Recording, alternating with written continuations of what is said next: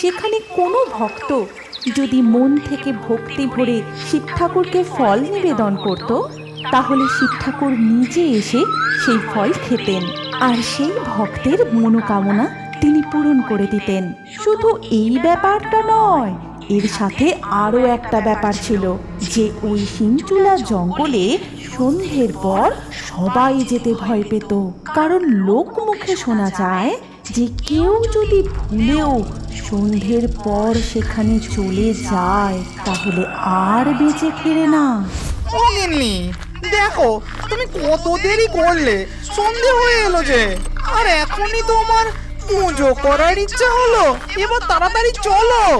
এই তুমি থামো তো, এবার শিব ঠাকুরের পুজো করতে যাচ্ছি, কোনো অঘটন ঘটতেই পারে না। শিব ঠাকুরের উপর একটু ভরসা রাখো।